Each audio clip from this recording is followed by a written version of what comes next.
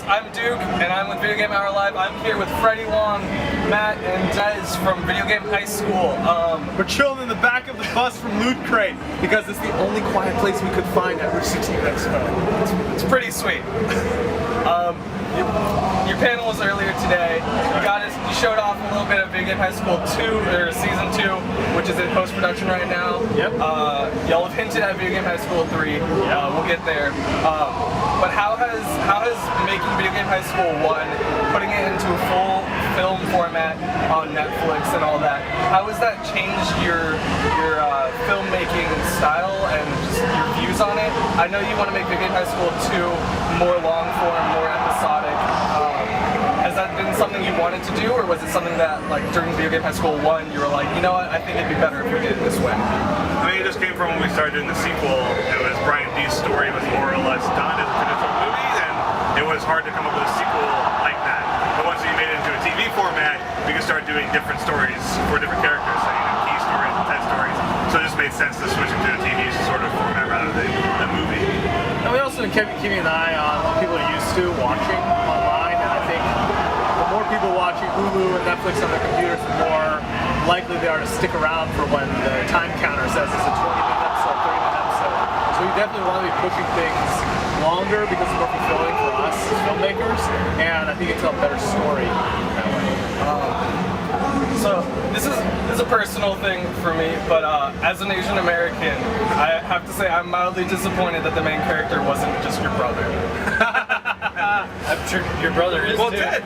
Yeah, I'm sure. Well, now, to be fair, Ted's a big character, and I think he's the only Asian male with a white girl. it's the only interracial relationship as depicted. I don't know.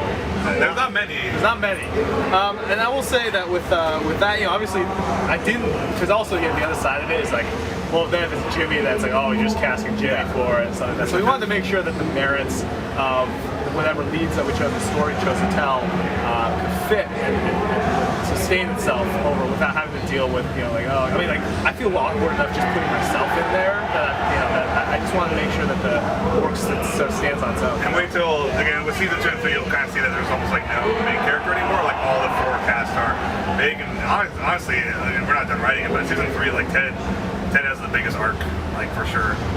Ted and Key, actually. So. How far do y'all hope that it'll go? Are y'all intending going to, like, season 28, get some, like, filler episodes in there? We have 3 seasons planned, but there's plans for it to continue be in a different way than what we're doing. I mean, obviously the actors are going to get older, and it's just not going to work, and it's also just expensive and time consuming for us. But we want the idea to continue on. I won't say too much about it, but after season 3 ends the story as we have it now, but the show will hopefully continue. But there will be more stories to tell from that universe. Yeah. I noticed, obviously, Wong Fu Productions is a pretty popular one. You had those guys in maybe 1 or 2 episodes. Do y'all intend to bring them in a little more? Have maybe more hover The problem is, the problem with using the cameos, because those are, is that everybody's so freaking busy these days that even just getting Harley was just, you know, a godsend. Because everyone's so busy that just trying to schedule that out is so difficult. Just trying to get it to even work with people's schedules and how rigid shooting schedules can be sometimes. So we have more cameos.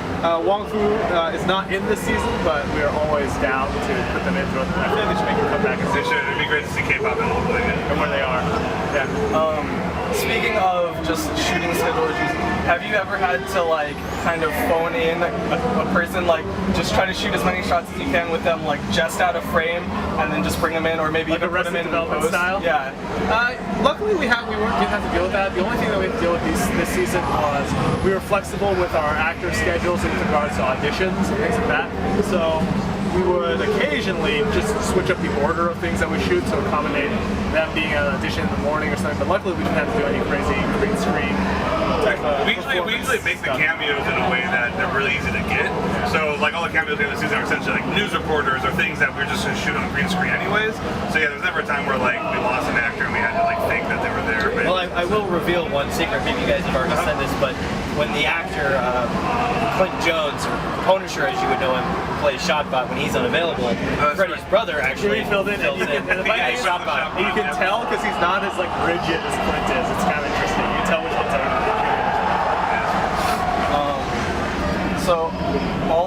filmmakers. All of y'all have made films and do your own things. And even characters like the Wong Fu Productions, Clinton Jones. Has there ever been a situation where one of them has been like, you know what, I like what you're doing, but what if you shot it this way? Has there been that, or is it just like one director and everyone just is like, okay? Well, everybody has their own channels. They do their own thing. So everybody kind of takes command of their fiefdom, of their creative endeavors and their creative outputs. And so we try to keep an environment that's very collaborative. We try to keep an environment where people aren't afraid to throw out ideas, but are also comfortable with the knowledge that your idea that you just threw out might get thrown out because nobody wants to go that way. Yeah, I mean, there's a hierarchy on set which is kind of set up. I mean, it's a little bit because like we're co-directors, so there's obviously between us will be arguments and stuff. But you know, even though that's there, like Des is a director, he's an editor, and like he'll get footage and he'll come on set and like take it aside, like, hey man, just suggestion, like I don't think you have this coverage. You're like, oh cool, like good note, like things like that. Well, these guys do a very good job of keeping an environment where everyone feels like they can walk up to the director of the show and pitch an idea, and it just gets filtered through them. You know, whether it gets chosen or rejected, it's you guys are the filter. Yeah, awesome. So in Video Game High School, you're like the teacher of the music school. Yeah. Are you did you make your own rocksmith rock band thing, or did you kind of just like put things together? Like how did it's definitely a fictional game. That work out? It's almost a little bit like future rhythm gaming, which is a video that we did on our channel. It's a little bit of like just a wish fulfillment of like what rhythm games could be in this universe, and then how they're still lame, even though they're kind of cool. You know, that's the intrinsic in the way that we depict rhythm games. Is there any games that you wanted to get into but maybe don't have the production money? Oh yeah, almost a lot.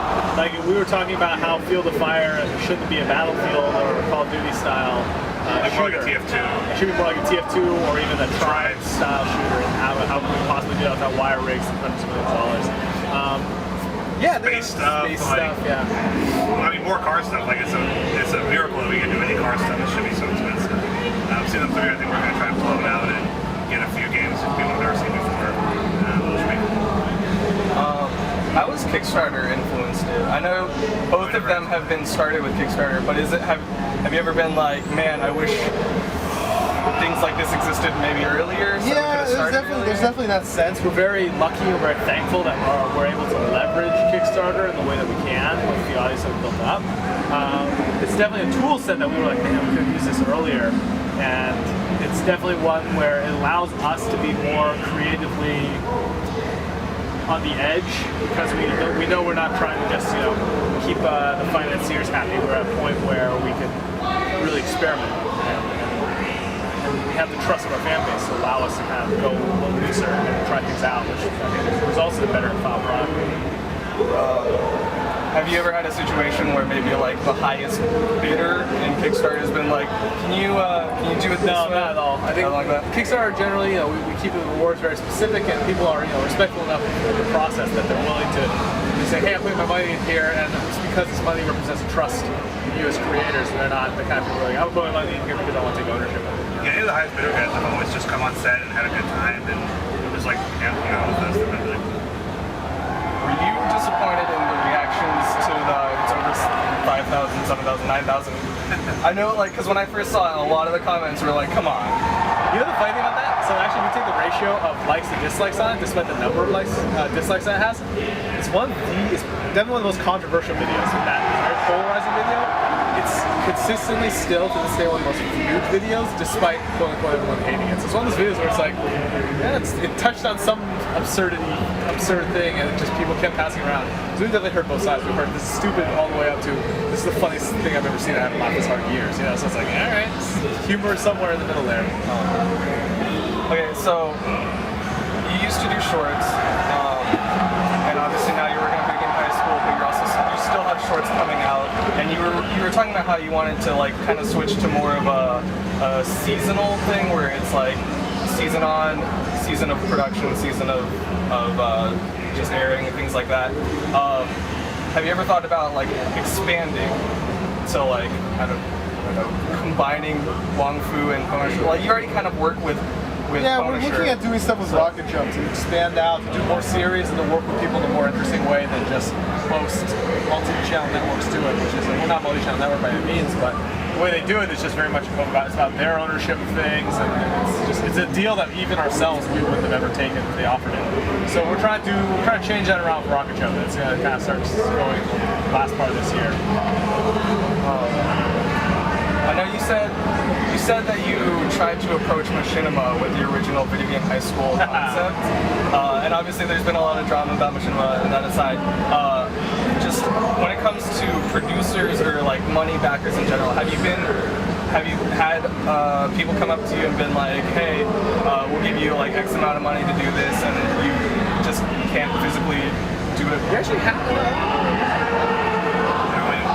As far as people coming up and offering money, it's always like for a specific brand deal or something. Yeah.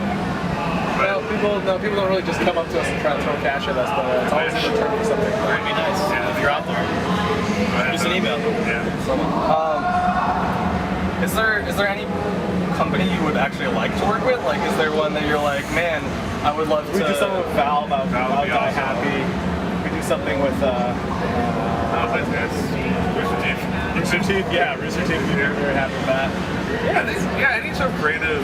And for us, it's always just we always believe people should own their own stuff and do what they like to do, and we're always looking for creative collaborators.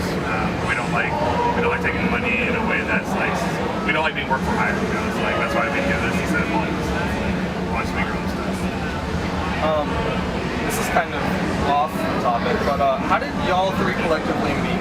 We went to film school at a practical special effects class, and it was where you learn how to do like stuff like spider webs and forced perspective shots and stuff, and that's how we sort of went.